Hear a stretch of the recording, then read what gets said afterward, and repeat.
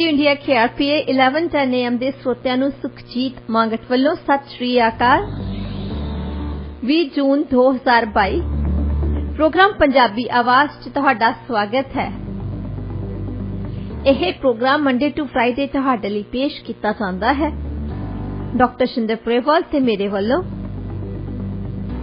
Radio India के programme सुने जा सकते हैं KRPA 1110 AM ते। दुनिया भर साडे प्रोग्राम सुनने के लिए विजिट करो साडी वैबसाइट radioindia.ca। स्टूडियो का नंबर है 6045929191 604 592 9191। प्रोग्राम स्वागत करते हैं डॉक्टर शिंदर प्रेवाल जी का। डॉक्टर साहब प्रोग्राम च तुहाडा स्वागत है। Good morning. Good morning doctor साहब। अज के प्रोग्राम दे विच आपां गलबात का सिलसिला शुरू करते हैं भारत तो। अग्निपथ योजना बारे गलबात करांगे।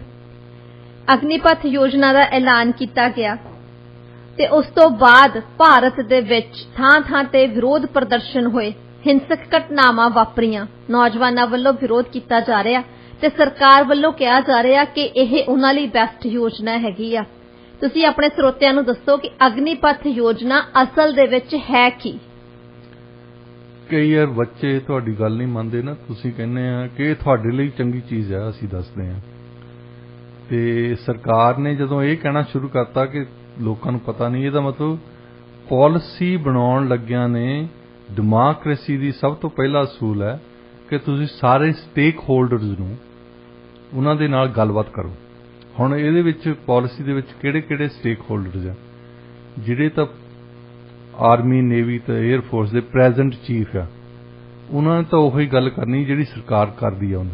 ਹਾਂਜੀ, ਉਹਨਾਂ ਨੇ ਕਦੇ ਕਿੰਤੂ ਪ੍ਰੰਤੂ ਨਹੀਂ ਕਰਨਾ, ਕਿਉਂਕਿ ਉਹਨਾਂ ਨੇ ਉਸ ਤੋਂ ਬਾਅਦ ਗਵਰਨਰ ਵੀ ਲੱਗਣਾ ਹੁੰਦਾ ਨਾ। ਹਾਂਜੀ। ਤੇ ਜਿਹੜੇ ਐਕਸ ਚੀਫਸ ਨੇ, ਕਮਾਂਡਰਸ ਨੇ, ਉਹਨਾਂ ਨਾਲ ਗੱਲਬਾਤ ਕੀਤੀ ਜਾਣੀ ਚਾਹੀਦੀ ਸੀ ਵੀ ਤੁਸੀਂ, ਤੁਹਾਡਾ ਕੀ ਰਾਏ ਆ। ਅੱਛਾ, ਫਿਰ ਸਟੇਟਸ ਵੀ ਇਨਵੋਲਵ ਆ, ਕਿਉਂਕਿ ਵੱਖਰੀਆਂ ਸਟੇਟਸ ਦੇ ਵਿੱਚੋਂ ਬਹੁਤ ਜਾਂਦੇ ਆ ਬੱਚੇ ਆਰਮੀ ਦੇ ਵਿੱਚ, ਨੇਵੀ ਦੇ ਵਿੱਚ, ਉਹਨਾਂ ਨੂੰ ਪੁੱਛਿਆ ਜਾਣਾ ਚਾਹੀਦਾ। ਫਿਰ ਯੂਥ ਆਰਗੇਨਾਈਜੇਸ਼ਨਸ ਨੂੰ ਪੁੱਛਿਆ ਜਾਣਾ ਚਾਹੀਦਾ ਸੀ। ਹੁਣ ਸਭ ਤੋਂ ਪਹਿਲਾ ਸੰਕੇਤ ਇਹ ਹੁੰਦਾ ਹੈ ਕਿ ਜਦੋਂ ਤੁਸੀਂ ਪਾਲਿਸੀ ਅਨਾਉਂਸ ਕਰਤੀ, ਜੇ ਉਹਦੇ ਵਿੱਚ ਤਬਦੀਲੀਆਂ ਦੂਸਰੇ ਦਿਨ ਹੀ ਕਰਨੀਆਂ ਸ਼ੁਰੂ ਕਰਤੀਆਂ ਨਾ, ਇਹ ਸਭ ਤੋਂ ਪਹਿਲਾ ਸੰਕੇਤ ਆ ਵੀ ਪਹਿਲਾਂ ਸੋਚਿਆ ਨਹੀਂ ਅਸੀਂ। ਹਾਂਜੀ। ਹੁਣ ਪਹਿਲਾਂ ਜਿਹੜੀ ਪਾਲਿਸੀ ਪਹਿਲਾਂ ਦੇਖ ਲੈਂਦੇ ਵੀ ਕੀ ਅਨਾਉਂਸ ਕੀਤਾ ਸੀ। ਅਨਾਉਂਸ ਕੀਤਾ ਸੀ ਕਿ ਯੰਗ ਰੱਖਣ ਲਈ, ਨੌਜਵਾਨ ਰੱਖਣ ਲਈ ਨੇਵੀ, ਆਰਮੀ ਤੇ 에ਅਰ ਫੋਰਸ 17.5 ਸਾਲ ਤੋਂ 21 ਸਾਲ ਦੇ ਨੌਜਵਾਨਾਂ ਨੂੰ ਭਰਤੀ ਕੀਤਾ ਜਾਊਗਾ ਤੇ ਉਹਨਾਂ ਨੂੰ ਸਿਰਫ 4 ਸਾਲ ਲਈ ਭਰਤੀ ਕੀਤਾ ਜਾਊਗਾ। ਉਹਨਾਂ ਚੋਂ 25% ਰੱਖਣੇ ਆ ਪਰਮਾਨੈਂਟ, ਜਿਹੜੇ ਪਰਮਾਨੈਂਟ ਬੇਸਿਸ ਤੇ ਹੁੰਦੇ ਆ, ਜਿਹੜੇ ਹੁਣ ਵੀ ਚੱਲਦੀ ਆ। ਉਹ ਇੱਕ ਜਵਾਨ ਨੂੰ ਭਰਤੀ ਜਦੋਂ ਕੀਤਾ ਜਾਂਦਾ, ਉਹਨੂੰ 15 ਸਾਲ ਹੀ ਭਰਤੀ ਕਰਦੇ ਆ। ਹਾਂਜੀ। 15 ਸਾਲ ਤੋਂ ਬਾਅਦ ਉਹਨੂੰ ਪੈਨਸ਼ਨ ਮਿਲ ਜਾਂਦੀ ਹੈ। ਹਾਂ, ਜਿਨ੍ਹਾਂ ਦੇ ਵਿੱਚ ਜਿਹਦਾ ਕੋਈ ਹੌਲਦਾਰ ਬਣ ਜਾਂਦਾ, ਉਸ ਤੋਂ ਬਾਅਦ ਸੂਬੇਦਾਰ ਬਣ ਜਾਂਦਾ, ਉਹਨਾਂ ਦੀ ਏਜ ਵਧਾਉਂਦੇ ਰਹਿੰਦੇ। ਸੋ 75% ਜਿਹੜੇ ਆ ਅਗਨੀਵੀਰ, ਉਹਨਾਂ ਨੇ ਅਨਐਮਪਲੋਇਡ ਹੋ ਜਾਣਾ ਉਦੋਂ। ਤੇ ਉਹਦੇ ਲਈ ਇਹਨਾਂ ਨੇ ਅਨਾਉਂਸ ਕੀਤਾ ਕਿ ਅਸੀਂ ਇੱਕ ਤਾਂ ਪੈਕੇਜ ਦੇਣਾ ਉਹਨਾਂ ਨੂੰ, ਕੋਈ 11 ਤੋਂ 12 ਲੱਖ ਦਾ ਕਹਿੰਦੇ ਸੀ। ਹਾਂਜੀ। ਕਿ ਇਹ ਫਾਈਨੈਂਸ਼ੀਅਲ ਹੋ ਜਾਂਦਾ ਉਹਨਾਂ ਦੇ। ਫਿਰ ਉਹਨਾਂ ਨੂੰ ਕੋਈ ਕਹਿਣਗੇ ਬੈਂਕਾਂ ਨੂੰ ਕਿ ਇਹਨਾਂ ਨੂੰ ਲੋਨ ਵੀ ਦੇ ਦਿਓ। ਜੇ ਉਹਨਾਂ ਨੇ ਕੋਈ ਟੈਕਨੀਕਲ ਸਕਿੱਲ ਸਿੱਖੀ ਆ, ਉਹਦਾ ਸਰਟੀਫਿਕੇਟ ਦੇਵਾਂਗੇ ਤਾਂ ਕਿ ਉਹ ਯੂਜ਼ ਕਰ ਸਕਣ। ਪਰ ਡਾਕਟਰ ਸਾਹਿਬ, ਇਹਨਾਂ ਨੇ ਯੋਗਤਾ ਦੇ ਵਿੱਚ ਤਾਂ ਇਹ ਲਿਖਿਆ ਹੋਇਆ, ਮਤਲਬ ਅਨਾਉਂਸ ਕੀਤਾ ਕਿ 10ਵੀਂ ਜਾਂ 12ਵੀਂ ਪਾਸ ਹੋਣਾ ਹੀ ਜ਼ਰੂਰੀ ਆ। ਇਹ ਤਾਂ ਵਧਾਤੀ, ਵੈਸੇ ਪਹਿਲਾਂ 8ਵੀਂ ਹੁੰਦੀ ਸੀ ਜੀ। ਜਿਹੜੀ ਗੱਲ ਹੈ ਨਾ ਆਰਮੀ ਦੇ ਵਿੱਚ ਜਾਂ ਨੇਵੀ ਦੇ ਵਿੱਚ, 에ਅਰ ਫੋਰਸ 'ਚ, ਤੁਸੀਂ ਸਭ ਤੋਂ ਪਹਿਲਾਂ ਤਾਂ ਤੁਸੀਂ ਯੰਗ ਤੋਂ ਯੰਗ ਇਸ ਕਰਕੇ ਵੀ ਲਿਆਉਣੇ ਆ। ਨੌਜਵਾਨ ਜਿਹੜਾ ਬਹੁਤ ਨੌਜਵਾਨ ਹੁੰਦਾ, ਉਹਦੀ ਫਰਤੀਲਾਪਨ ਹੁੰਦਾ, ਉਹ ਜੋਸ਼ ਹੁੰਦਾ, ਜਵਾਨੀ ਹੁੰਦੀ ਆ, ਉਹ ਸੋਚਦਾ ਜੋ ਕੁਛ ਉਹਨੂੰ ਸੋਚਣ ਲਈ ਦੱਸਿਆ ਜਾਂਦਾ। ਦੂਸਰੀ ਵੱਡੀ ਗੱਲ ਜਿਹੜੀ ਫੋਰਸਸ ਦੇ ਵਿੱਚ ਹੁੰਦੀ ਆ, ਉਹ ਹੈ ਅਨੁਸ਼ਾਸਨ, ਡਿਸਿਪਲਿਨ ਰੱਖਣਾ। ਇੱਕ 16 ਸਾਲ ਦੇ, ਇੱਕ 17 ਸਾਲ ਦੇ ਬੱਚੇ ਨੂੰ ਤੁਸੀਂ ਜੋ ਵੀ ਸਿਖਾਉਣਾ ਉਹੀ ਸਿੱਖ ਜਾਣਾ। ਇੱਕ 40 ਸਾਲ ਦੇ ਬੱਚੇ ਨੂੰ ਲਿਆ ਕੇ ਤੁਸੀਂ, ਬੱਚਾ ਤਾਂ ਹੈ ਨਹੀਂ 40 ਸਾਲ ਦਾ, 40 ਸਾਲ ਦੇ ਬੰਦੇ ਨੂੰ ਲਿਆ ਕੇ ਤੁਸੀਂ ਤਕਨੀਕ ਸਿਖਾਓਗੇ, ਉਹਨੇ ਕਦੇ ਨਹੀਂ ਸਿੱਖਣੀ। ਕਹਿੰਦੇ ਨਹੀਂ, ਬਾਰਿਸ਼ ਆ, ਇਹਨਾਂ ਆਦਤਾਂ ਜਾਂਦੀਆਂ ਨੇ, ਭਾਵੇਂ ਕੱਟੀਏ ਪੋਰੀਆ ਨੇ। ਹਾਂਜੀ ਉਹ ਬੰਦੇ ਨੇ ਨਹੀਂ ਕੁਝ ਵੀ ਸਿੱਖਣਾ, ਤੁਸੀਂ ਜਿੰਨਾ ਮਰਜ਼ੀ ਲੈਕਚਰ ਜਾਓ। ਇਸੇ ਕਰਕੇ ਇਹਨਾਂ ਦੀ ਫੋਰਸਿਸ ਦੀ ਇਹ ਤਮੰਨਾ ਰਹਿੰਦੀ ਹਮੇਸ਼ਾ ਹੀ ਕਿ ਜਿੰਨੇ ਵੀ ਨੌਜਵਾਨ ਹੋਣ ਉਹਨਾਂ ਨੂੰ ਭਰਤੀ ਕੀਤਾ ਜਾਵੇ ਤਾਂ ਕਿ ਉਹ ਉਹਨਾਂ ਦਾ ਡਿਸਪਲਿਨ ਸਿੱਖਣ।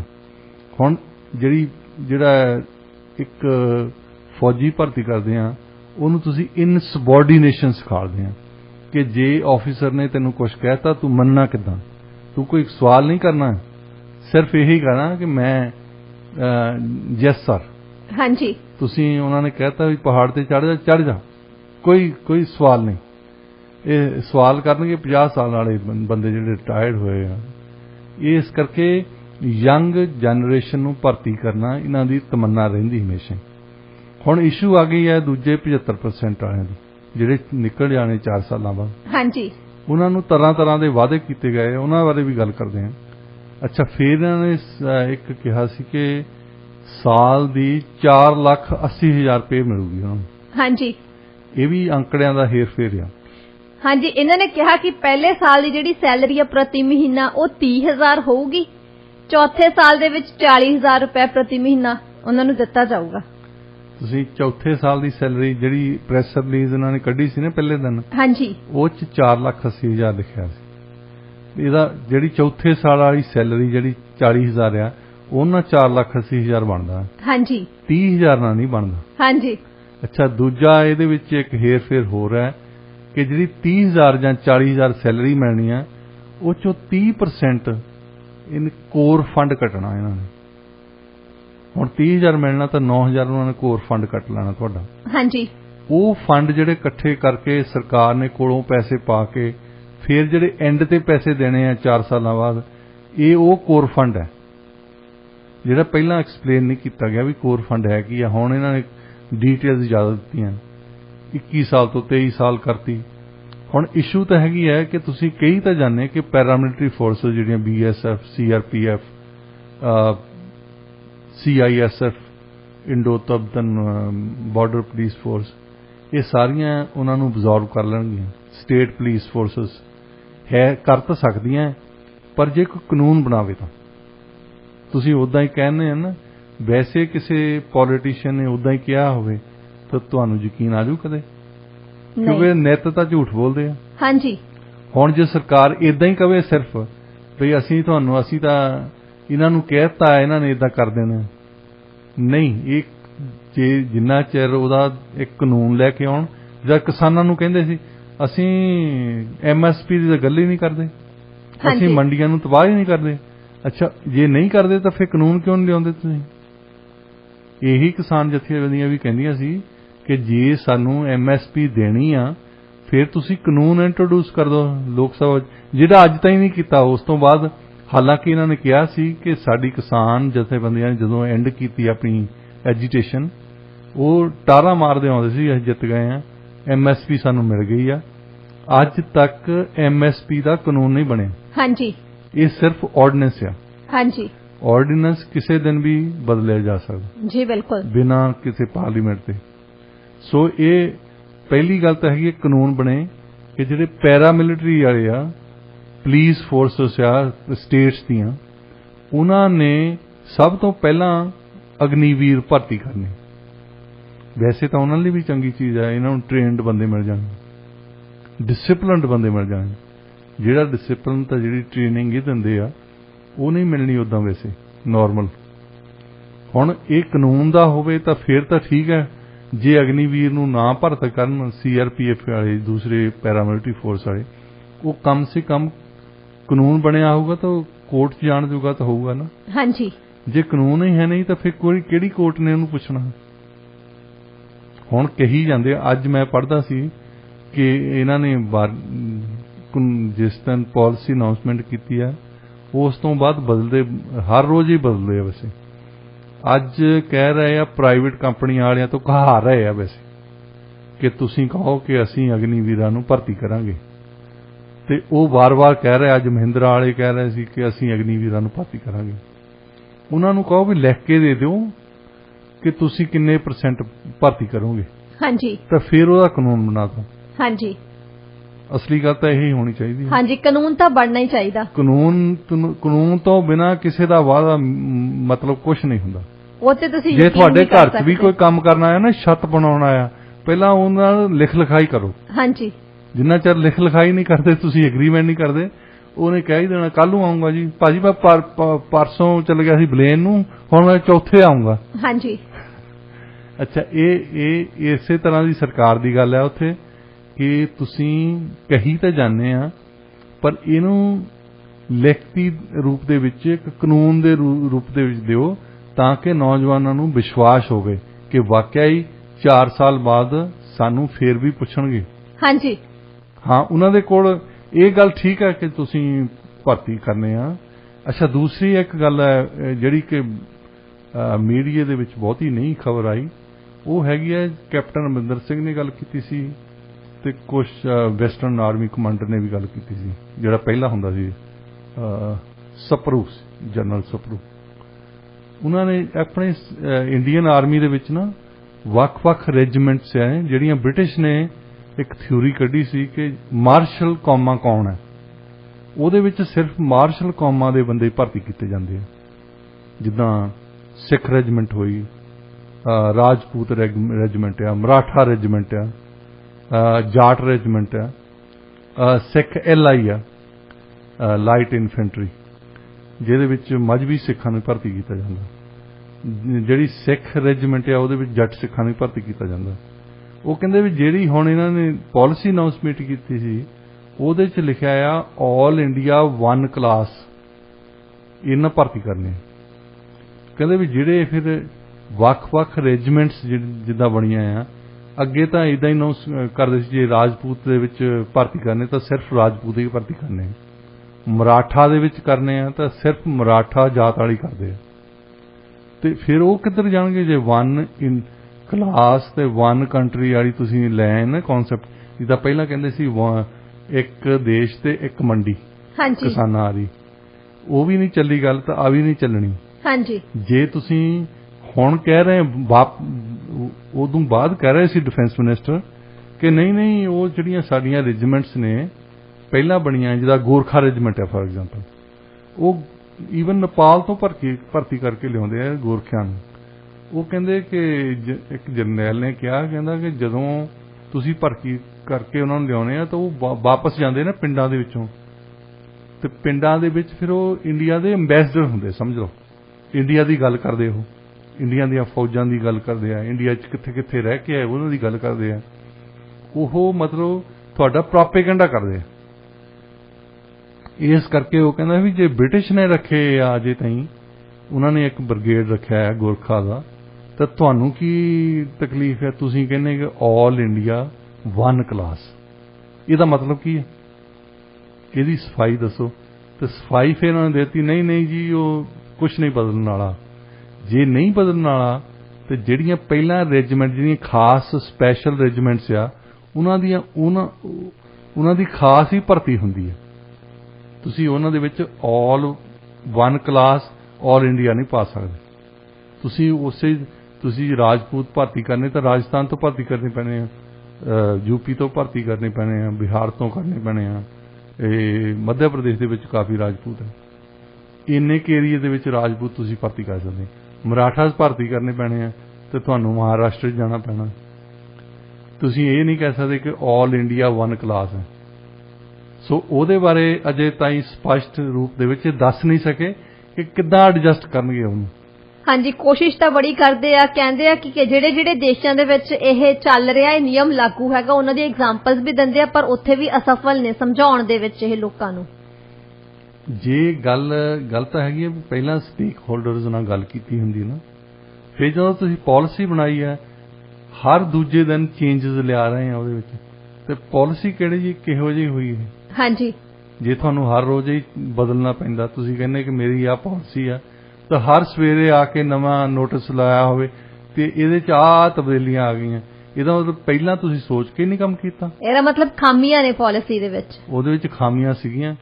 ਹੁਣ ਜਿਹੜਾ ਅੰਦੋਲਨ ਸ਼ੁਰੂ ਹੋਇਆ ਹੈ, ਇਸ ਤਰ੍ਹਾਂ ਲੱਗਦਾ ਕਿ ਜਿਸ ਤਰੀਕੇ ਦੇ ਨਾਲ ਕਿਸਾਨ ਅੰਦੋਲਨ ਸ਼ੁਰੂ ਹੋਇਆ ਸੀ, ਹਾਂਜੀ, ਜੇ ਸਸਟੇਨ ਕਰ ਜਾਂਦਾ ਤੁਸੀਂ ਹੁਣ ਤਾਂ ਧਮਕੀਆਂ ਦੇ ਸਕਦੇ ਆ ਕਿ ਨੌਜਵਾਨ ਜਿਹੜੇ ਇਹ ਅੰਦੋਲਨ 'ਚ ਸ਼ਾਮਲ ਹੋਣਗੇ ਉਹਨਾਂ ਨੂੰ ਅਸੀਂ ਭਰਤੀ ਨਹੀਂ ਕਰਾਂਗੇ। ਹਾਂਜੀ, ਐਕਚੁਅਲੀ ਇਹ ਵੀ ਨਿਊਜ਼ ਦੇ ਵਿੱਚ ਚੱਲ ਰਿਹਾ ਸੀਗਾ ਕਿ ਜਿਹੜੇ ਇਹਨਾਂ ਨੇ ਕਿਹਾ ਹੈ ਕਿ ਜਿਹੜੇ ਨੌਜਵਾਨ ਇਹਨਾਂ ਪ੍ਰਦਰਸ਼ਨਾਂ ਦਾ ਹਿੱਸਾ ਬਣਨਗੇ ਤਾਂ ਗਾਹਾਂ ਜਾ ਕੇ ਉਹਨਾਂ ਨੂੰ ਕਨਸੀਕੁਐਂਸਿਸ ਭੁਗਤਣੇ ਪੈਣੇ ਨੇ ਕਿ ਉਹਨਾਂ ਨੂੰ ਭਰਤੀ ਨਹੀਂ ਕਰਨਗੇ। ਨੌਜਵਾਨ ਜਿਹੜੇ ਐਜੀਟੇਸ਼ਨ ਦੇ ਵਿੱਚ ਆ ਉਹ ਭਰਤੀ ਹੋਣ ਵਾਲੇ ਨਹੀਂ, ਵੈਸੇ ਉਹਨਾਂ ਦੀ ਕੋਈ ਇੰਟੈਂਸ਼ਨ ਨਹੀਂ ਹੁੰਦੀ, ਉਹ ਨਾ ਕੁਆਲੀਫਾਈਡ ਕਰਨੇ ਆ ਤੇ ਨਾ ਹੀ ਉਹਨਾਂ ਨੇ ਭਰਤੀ ਹੋਣ ਜਾਣਾ ਹੈ। ਤੇ ਇਹ ਧਮਕੀ ਦੇਣ ਤੇ ਕੋਈ ਕੰਮ ਫਿਰ ਅੱਛਾ ਧਮਕੀ ਦੇਤੀ ਆ, ਉਸ ਤੋਂ ਬਾਅਦ ਫਿਰ ਉਹ ਧਮਕੀ ਵਾਪਸ ਹੀ ਲੈਣਗੇ, ਨਹੀਂ ਅਸੀਂ ਇਹਨਾਂ ਨੂੰ ਲੈ ਲਵਾਂਗੇ ਕੋਈ ਗੱਲ ਨਹੀਂ। ਪਹਿਲਾਂ ਇਹਨਾਂ ਨੇ ਫੜੇ ਨਹੀਂ ਸੀ ਸਾਰੇ ਕਿਸਾਨ ਜਿਹੜੇ ਐਜੀਟੇਸ਼ਨ ਕਰਦੇ ਸੀ, ਜਦੋਂ ਐਜੀਟੇਸ਼ਨ ਖਤਮ ਹੋਈ ਸਭ ਤੋਂ ਪਹਿਲਾਂ ਉਹਨਾਂ ਨੂੰ ਛੱਡਿਆ। ਹਾਂਜੀ ਜੇ ਫੜੇ ਆ ਉਹਨਾਂ ਦੇ ਧਾਰਾ ਕੋਈ ਲਾਤੇ, ਕ੍ਰਿਮੀਨਲ ਚਾਰਜ ਲਾਏ ਆ, ਤਾਂ ਫਿਰ ਲਿਜਾਓ ਉਹਨਾਂ ਨੂੰ ਟ੍ਰਾਇਲ ਦੇ ਬੇਸਿਸ ਤੇ। ਹਾਂਜੀ, ਦੇਖਦੇ ਆ ਤੁਹਾਨੂੰ ਕੀ ਕਰਦੇ ਆ। ਇਹ ਸਿਰਫ ਤੇ ਸਿਰਫ ਇਸ ਕਰਕੇ ਹੈ ਕਿ ਪਾਲਿਸੀ ਬਾਰੇ ਸੋਚਿਆ ਨਹੀਂ ਗਿਆ, ਤੇ ਇਹ ਸੈਕੰਡ ਮੇਜਰ ਪਾਲਿਸੀ ਆ ਜਿਹੜੀ ਤੇ ਐਜੀਟੇਸ਼ਨ ਹੋਈ ਹੈ। ਹਾਂਜੀ, ਐਜੀਟੇਸ਼ਨ ਤਾਂ ਹਰ ਇੱਕ ਪਾਲਿਸੀ ਤੇ ਹੁੰਦੀ ਰਹਿੰਦੀ ਹੈ, ਕੋਈ ਨਾ ਕੋਈ ਲੌਬੀ ਗਰੁੱਪ ਆਉਂਦਾ ਹੈ, ਪਰ ਇੰਨੇ ਵੱਡੇ ਪੱਧਰ ਤੇ ਪਹਿਲਾਂ ਸ਼ੁਰੂ ਹੋਈ ਸੀ ਕਿਸਾਨਾਂ ਦੀ ਤੇ ਹੁਣ ਨੌਜਵਾਨਾਂ ਦੀ ਭਰਤੀ ਸ਼ੁਰੂ ਹੋ ਗਈ। ਔਰ ਬੈਡ ਨਿਊਜ਼ ਫॉर ਬੀਜੇਪੀ ਵੀ ਇਹ ਉਸ ਸਮੇਂ ਆਈ ਹੈ ਪੰਜਾਬ ਦੇ ਵਿੱਚ ਜਦੋਂ ਸੰਗਰੂਰ ਦੇ ਵਿੱਚ ਜਿਮਨੀ ਚੋਣ ਹੋ ਰਹੀ ਹੈ। ਹਾਂਜੀ, ਇਹ ਸਿੱਧੇ ਤੌਰ ਤੇ ਇਹਨਾਂ ਨੂੰ ਪੁੱਛੇ ਵੀ ਤੁਸੀਂ ਹਫਤਾ ਅਟਕ ਲਓ ਥੋੜਾ ਜਿਹਾ। ਹਾਂਜੀ ਡਾਕਟਰ ਸਾਹਿਬ, ਪੰਜਾਬ ਦੇ ਬੀਜੇਪੀ ਵਾਲਿਆਂ ਦੀ ਮਾੜੀ ਜੀ ਵੀ ਚੱਲਦੀ ਹੁੰਦੀ ਹੈ ਨਾ ਸੈਂਟਰ ਦੇ ਵਿੱਚ, ਜੇ ਇਹਨਾਂ ਨੂੰ ਕੋਈ ਪੁੱਛਦਾ ਹੋਏ ਏਦਾਂ ਹੁੰਦਾ ਤੇ ਇਹ ਕਮ ਸੇ ਕਮ ਕਹਿੰਦੇ ਵੀ ਭਾਈ ਆ 23 ਜੂਨ ਤੋਂ ਬਾਅਦ ਕਰ ਦਿਓ। ਹਾਂਜੀ, ਹੁਣ ਇਹਨਾਂ ਦੀਆਂ ਵੋਟਾਂ ਤੁਸੀਂ ਤੋੜਨ ਲੱਗੇ ਆ, ਇਹ 14 ਜੂਨ ਨੂੰ ਇਹਨਾਂ ਨੇ ਕੀਤੀ ਅਨਾਉਂਸਮੈਂਟ। ਹਾਂਜੀ, ਤੇ ਕਿੰਨੇ 10 ਦਿਨ ਹੋਰ ਸੀ, ਕੋਈ ਗੱਲ ਨਹੀਂ।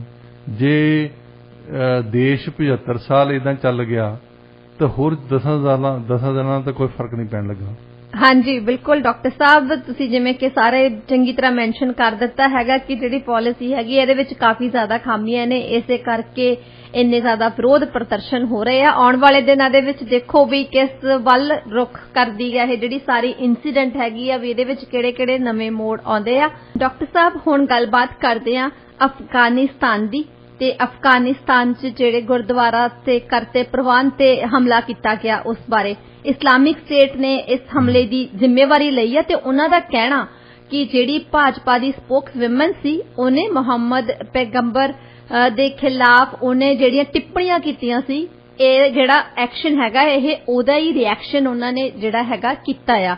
ਤੇ ਵਰਲਡ ਸਿੱਖ ਆਰਗੇਨਾਈਜੇਸ਼ਨ ਵੱਲੋਂ ਮੰਗ ਕੀਤੀ ਜਾ ਰਹੀ ਆ ਕਿ ਜਿੰਨੇ ਉੱਥੇ ਹੁਣ ਸਿੱਖ ਤੇ ਹਿੰਦੂ ਹੈਗੇ ਆ, ਕੈਨੇਡੀਅਨ ਸਰਕਾਰ ਕੋਲ ਮੰਗ ਕੀਤੀ ਜਾ ਰਹੀ ਹੈ ਕਿ ਉਹਨਾਂ ਨੂੰ ਜਲਦ ਤੋਂ ਜਲਦ ਇੱਥੇ ਬੁਲਾਇਆ ਜਾਣਾ ਚਾਹੀਦਾ। ਇਸ ਪੂਰੇ ਘਟਨਾਕ੍ਰਮ ਬਾਰੇ ਤੁਸੀਂ ਕੀ ਸੋਚਦੇ ਹੋ? ਦੇਖੋ, ਕਿਸੇ ਜ਼ਮਾਨੇ 'ਚ ਉੱਥੇ ਲੱਖਾਂ ਹਿੰਦੂ ਤੇ ਸਿੱਖ ਰਹਿੰਦੇ ਸੀ। ਹਾਂਜੀ, ਇਹ ਉੱਥੇ ਦੇ ਬੰਦੇ ਆ ਤੇ ਜਿਹਨੂੰ ਅਸੀਂ ਖੁਰਾਸਾਨ ਸ਼ਬਦ ਯੂਜ਼ ਕਰਦੇ ਆ, ਆਪਣੀ ਬਾਣੀ ਦੇ ਵਿੱਚ ਵੀ ਖੁਰਾਸਾਨ ਹੀ ਵਰਤਿਆ। ਹਾਂਜੀ, ਤੇ ਹੁਣ ਕਿੰਨਾ ਕਹਿੰਦੇ ਕੋਈ 250-300 ਸ਼ਾਇਦ ਹਿੰਦੂ ਸਿੱਖ ਰਹਿੰਦੇ, 140 ਤੋਂ 80। ਤੇ ਉਹਨਾਂ ਦਾ ਕਈ ਵਾਰ ਮੰਗ ਕਰ ਚੁੱਕੇ ਆ ਸਾਰੀਆਂ ਸਰਕਾਰਾਂ ਤੋਂ। ਇੱਕ ਯੰਗ ਯੂਥ ਬੰਦਿਆਂ ਦੀ ਸਾਡੀ ਆਰਗੇਨਾਈਜੇਸ਼ਨ ਆ, ਉਹਨਾਂ ਨੇ ਮੈਕਸੀਕੋ ਨੂੰ ਵੀ ਰਿਕੁਐਸਟ ਕੀਤੀ ਸੀ, ਉਹ ਮੰਨ ਵੀ ਗਏ ਸੀ। ਪਤਾ ਨਹੀਂ ਕਿਉਂ ਨਹੀਂ ਫਿਰ ਮੁੜ ਕੇ ਰੈਫਿਊਜੀਜ਼ ਲੈ ਕੇ ਨਹੀਂ ਆਏ ਉੱਥੇ। ਕੈਨੇਡਾ ਨੂੰ ਹਰ ਰੋਜ਼ ਇਹ ਇੱਕ ਪਲੇਨ ਭੇਜਦੇ ਆ ਵੀ ਯੂਕਰੇਨ ਤੋਂ ਬੰਦੇ ਲੈ ਕੇ ਆਓ। ਹਾਂਜੀ, ਤੇ ਇਹਨਾਂ ਦੇ ਕੋਲੋਂ 200 ਬੰਦਾ ਨਹੀਂ ਉੱਥੋਂ ਲਿਆ ਸਕਦੇ। ਤੇ ਸਾਡੇ ਉੱਥੇ ਮੰਤਰੀ ਬੈਠੇ ਜਿਨ੍ਹਾਂ ਨੇ ਕਦੇ ਮੂੰਹ ਹੀ ਨਹੀਂ ਖੋਲ੍ਹਿਆ ਹੋਣਾ। ਇਹ ਦੂਸਰੀ ਗੱਲ ਜਿਹੜੀ ਆ IS ਵੱਲੋਂ ਇਹ ਕਹਿਣਾ ਕਿ ਇੱਕ ਹਿੰਦੂ ਲੀਡਰ ਨੇ ਕੁਝ ਹਜ਼ਰਤ ਸਾਹਿਬ ਦੇ ਬਾਰੇ ਬੋਲਿਆ ਸੀ, ਇਹ ਤਾਂ ਸਾਰੇ ਹੀ ਬੋਲਦੇ ਆ। ਬਹੁਤ ਤੁਸੀਂ ਕਿਸੇ ਦਾ ਮੂੰਹ ਬੰਦ ਨਹੀਂ ਕਰ ਸਕਦੇ। ਕਹਿੰਦੇ ਹੁੰਦੇ ਆ ਚੰਨ ਤੇ ਥੁੱਕਿਆ ਮੂੰਹ ਤੇ ਪੈਂਦਾ। ਹਾਂਜੀ, ਤਾਂ ਉਹਦੇ ਮੂੰਹ ਤੇ ਪੈ ਗਿਆ, ਉਹਨੂੰ ਪਾਰਟੀ ਚੋਂ ਹੀ ਕੱਢ ਦਿੱਤਾ ਪੈਸੇ। ਹਾਂਜੀ, ਇਹ ਉਹਨੇ ਕਿਹਾ, ਉਹਦਾ ਦੱਸੋ ਸਿੱਟਾ ਜਿਹੜਾ ਦੂਸਰੇ ਬੰਦੇ ਕਿਉਂ ਭੁਗਤਣ? ਜੇ ਕਿਸੇ ਨੇ ਕੁਝ ਕਹਿਤਾ, ਉਹ ਹਿੰਦੂ ਨੇ ਕਹਿਤਾ, ਸਿੱਖ ਨੇ ਕਹਿਤਾ, ਤੇ ਇਹਦੇ ਨਾਲ ਦੂਸਰੇ ਸਿੱਖਾਂ ਨੂੰ, ਦੂਸਰੇ ਹਿੰਦੂਆਂ ਨੂੰ ਜਿਨ੍ਹਾਂ ਦਾ ਕੋਈ ਵਾਹ ਵਾਸਤਾ ਹੀ ਨਹੀਂ, ਉਹਨਾਂ ਨੂੰ ਮਾਰਨਾ। ਇਹ ਦਲੀਲ ਕਿਹੜੀ, ਕਿੱਥੋਂ ਆਈ ਹੈ ਦਲੀਲ? ਇਹ ਤੁਸੀਂ ਦੱਸੋ। ਸਰਾਸਰ ਗਲਤ ਆ, ਸਰਾਸਰ ਗਲਤ ਹੈ। ਉਹ ਉੱਥੇ ਦੇ ਵਸਨੀਕ ਆ, ਉੱਥੇ ਹੀ ਰਹਿੰਦੇ ਆ, ਉਹਨਾਂ ਨੂੰ ਕਈਆਂ ਨੂੰ ਤਾਂ ਚਾਂਸ ਵੀ ਮਿਲਿਆ ਉਹ ਫੇਰ ਵੀ ਅਫਗਾਨਿਸਤਾਨ ਨਹੀਂ ਛੱਡਣਾ ਚਾਹੁੰਦੇ, ਕਿਉਂਕਿ ਆਪਣਾ ਦੇਸ਼ ਛੱਡਣ ਦਾ ਕਿਸੇ ਦਾ ਦਿਲ ਨਹੀਂ ਕਰਦਾ। ਹਾਂਜੀ। ਈਵਨ ਜਿਹੜੇ ਅਫਗਾਨਿਸਤਾਨ ਦੇ ਇੱਥੇ ਰੈਫਿਊਜੀਜ਼ ਵੀ ਆਉਂਦੇ ਆ, ਜਦੋਂ ਉਹਨਾਂ ਨੂੰ ਪੁੱਛਦੇ ਆ, ਜਿੱਦਾਂ ਅਸੀਂ ਕਹਿੰਦੇ ਹੁੰਦੇ ਕਿ ਵਾਪਸ ਜਾਣ ਦੀ ਸਾਡੀ ਯੋਜਨਾ ਆ, ਚਲੋ ਜਾਈਏ ਚਾਹੇ ਨਾ ਜਾਈਏ, ਪਰ ਮਨ ਦੇ ਵਿੱਚ ਤਾਂ ਹੁੰਦਾ ਕਿਸੇ ਦਿਨ ਵਾਪਸ ਜਾਈਏ। ਉਹਨਾਂ ਦਾ ਵੀ ਵਿਚਾਰ ਇਹੀ ਹੈ ਕਿ ਕਿਸੇ ਦਿਨ ਸਾਡੇ ਤਾਲਿਬਾਨ ਨਾ ਹੋਵੇ ਤਾਂ ਸ਼ਾਇਦ ਅਸੀਂ ਵੀ ਮੁੜੀਏ। ਹਾਂਜੀ। ਪਹਿਲਾਂ ਰਹਿੰਦੇ ਆ ਤੇ ਅਫਗਾਨਿਸਤਾਨ ਦੇ ਵਿੱਚ ਹੁਣ ਮੇਰਾ ਖਿਆਲ ਇੰਡੀਆ ਵਾਲਿਆਂ ਨੇ ਕੀਤਾ ਕਿ ਉਹਨਾਂ ਨੂੰ ਲੈ ਕੇ ਆਓ, ਕੋਈ ਸਪੈਸ਼ਲ ਤਰੀਕਾ ਲੱਭੋ ਜਿਹੜਾ ਹਿੰਦੂ ਤੇ ਸਿੱਖਾਂ ਨੂੰ ਉੱਥੋਂ ਕੱਢਿਆ ਜਾਵੇ। ਕਿ ਤਾਲਿਬਾਨ ਪਹਿਲਾਂ ਇਹ ਮੁਜਾਹਿਦੀਨ ਗਰੁੱਪਸ ਮਾਰਦੇ ਹੁੰਦੇ ਸੀ ਉਹਨਾਂ ਨੂੰ, ਹੁਣ ਇਹਨਾਂ ਦੇ ਖਿਲਾਫ ਇੱਕ IS ਜਿਹੜੀ ਅਲ ਬਗਦਾਦੀ ਦੀ ਵੈਸੇ ਇਹ ਬਣਾਈ ਆ ISIS, ਹਾਂਜੀ, ਜਿਹੜੀ ਇਰਾਕ ਦੇ ਵਿੱਚ ਉਹਨੇ ਸ਼ੁਰੂ ਕੀਤੀ ਸੀ, ਉਹ ਆਪਣੇ ਆਪ ਨੂੰ ਜ਼ਿਆਦਾ ਹੀ ਫੰਡਾਮੈਂਟਲਿਸਟ ਸਮਝਦੇ। ਉਹ ਸਮਝਦੇ ਕਿ ਤਾਲਿਬਾਨ ਜਿਹੜੀ ਹੈ ਇਹ ਮੂਲਵਾਦੀ ਜਥੇਬੰਦੀ ਨਹੀਂ ਹੈ, ਵੈਸੇ ਹੀ ਕਹਿੰਦੀ ਹੈ। ਇਹਨਾਂ ਨੂੰ ਉਹ ਕਹਿੰਦੇ ਕਿ ਪਸ਼ਤੂਨਵਾਦੀ ਹੈ ਇਹ, ਕਿ ਪਸ਼ਤੋ ਜਿਹੜੇ ਪਠਾਨ ਆ ਉਹਨਾਂ ਦੇ ਜਿਹੜੇ ਆਪਣੇ ਰੌਤ ਰਵਾਇਤਾਂ ਆ ਉਹਨਾਂ ਨੂੰ ਇਹ ਇਸਲਾਮ ਦਾ ਰੂਪ ਦੇ ਰਹੇ ਆ। ਅਸੀਂ ਅਸਲੀ ਇਸਲਾਮ ਦੇ ਵਾਰਿਸ ਹਾਂ। ਉਹਨਾਂ ਨੇ ਸਭ ਤੋਂ ਪਹਿਲਾਂ ਤਾਂ ਸ਼ੀਆ ਮੁਸਲਮਾਨਾਂ ਨੂੰ ਮਾਰਿਆ, ਫਿਰ ਉਹਨਾਂ ਨੇ ਉਹਨਾਂ ਸੁੰਨੀਜ਼ ਨੂੰ ਮਾਰਿਆ ਜਿਨ੍ਹਾਂ ਨੂੰ ਉਹ ਸਮਝਦੇ ਕਿ ਇਹ ਹੁਣ ਸਾਡੇ ਧਰਮ ਦੇ ਖਿਲਾਫ ਚਲੇ ਗਏ ਜਾਂ ਪੂਰਾ ਧਰਮ ਤੇ ਨਹੀਂ ਉਤਰਦੇ। ਇਹ ਸਾਡੇ ਵੀ ਇਦਾਂ ਦੇ ਹੈਗੇ, ਤਾਲਿਬਾਨੀ ਸਿੱਖ ਹੈਗੇ ਸਾਡੇ ਵੀ, ਜਿਹੜੇ ਸਮਝਦੇ ਕਿ ਅਸੀਂ ਹਾਂ ਸਭ ਤੋਂ ਵਧੀਆ ਸਿੱਖ, ਬਾਕੀ ਕੋਈ ਸਿੱਖ ਹੀ ਨਹੀਂ। ਇਹ ਇਸੇ ਤਰ੍ਹਾਂ IS ਵਾਲੇ ਵੀ ਇਦਾਂ ਸੋਚਦੇ ਆ। ਉਹਦੇ ਤੇ ਪਿੱਛੇ ਲਿਖਿਆ ਉਹਨਾਂ ਨੇ ISIS ਵਾਲਿਆਂ ਦਾ ਖੁਰਾਸਾਨ, ਹਾਂਜੀ, ਜਿੱਥੋਂ ਕਿ ਮਾਈਥੋਲੋਜੀ ਇਹ ਆ ਕਿ ਇੱਕ ਦਿਨ ਮਹਿਦੀ ਨੇ ਆਉਣਾ ਆ ਤੇ ਉਹਨੇ ਉਸ ਦਿਨ ਸਾਰੇ ਮੁਲਕਾਂ ਦੇ ਵਿੱਚ ਸਾਰੇ ਲੋਕੀ ਮੁਸਲਮਾਨ ਬਣ ਜਾਣੇ ਆ, ਔਰ ਮੁਸਲਮਾਨ ਵੀ ਸੁੰਨੀ ਮੁਸਲਮਾਨ ਬਣਨੇ ਆ। ਇਹ ਸ਼ੀਆ ਦਾ ਕੋਈ ਰੋਲ ਨਹੀਂ ਹੋਣਾ, ਹੋਰ ਧਰਮਾਂ ਦਾ ਕੋਈ ਰੋਲ ਨਹੀਂ ਹੋਣਾ। ਉਹਨਾਂ ਨੇ ਸਾਰੇ ਦੁਸ਼ਟ ਖਤਮ ਕਰ ਦੇਣੇ, ਕਾਫਰ ਖਤਮ ਕਰ ਦੇਣੇ ਤੇ ਉਸ ਦਿਨ ਰੱਬ ਦਾ ਰੂਲ ਆ ਜਾਣਾ ਇੱਥੇ। ਇਹ ਤਾਂ ਹੈਗੀ ਮਾਈਥੋਲੋਜੀ, ਹਾਂਜੀ। ਤੇ ਉਹਨੂੰ ਲੈ ਕੇ ਤੁਰੇ ਆ ਕੁਝ ਬੰਦੇ ਤੇ ਉਹ ਇਸ ਤਰ੍ਹਾਂ ਦੇ ਕਤਲ ਕਰਦੇ ਆ। ਇਹਨਾਂ ਦੀ ਵੈਸੇ ਤਾਂ ਸਾਰਿਆਂ ਨੂੰ ਖੇਦੀ ਕਰਨੀ ਚਾਹੀਦੀ ਹੈ, ਕਿਉਂਕਿ ਕਿਸੇ ਨੇ ਕੁਝ ਕਹਿਤਾ ਇੱਕ ਧਰਮ ਵਾਲੇ ਨੇ ਤੇ ਉਹਨੂੰ ਦੂਸਰੇ ਧਰਮ ਵਾਲਿਆਂ ਦਾ ਕੰਮ ਨਹੀਂ ਹੁੰਦਾ, ਹਾਂਜੀ। ਇਦਾਂ ਤਾਂ ਕੋਈ ਨਾ ਕੋਈ ਕਹਿੰਦਾ ਹੀ ਰਹਿੰਦਾ ਜੀ, ਕੋਈ ਮੁਸਲਮਾਨ ਵੀ ਕਹਿੰਦੇ ਰਹਿੰਦੇ ਆ, ਹਿੰਦੂ ਵੀ ਕਹਿੰਦੇ ਰਹਿੰਦੇ, ਹਾਂਜੀ। ਉਹਦੀ ਸਜ਼ਾ ਕੋਈ ਹੋਰ ਕਿਉਂ ਭੁਗਤੇ? ਹਾਂਜੀ, ਬਿਲਕੁਲ। ਡਾਕਟਰ ਸਾਹਿਬ, ਰੁੱਖ ਕਰਦੇ ਹਾਂ ਅਗਲੀ ਖਬਰ ਵੱਲ।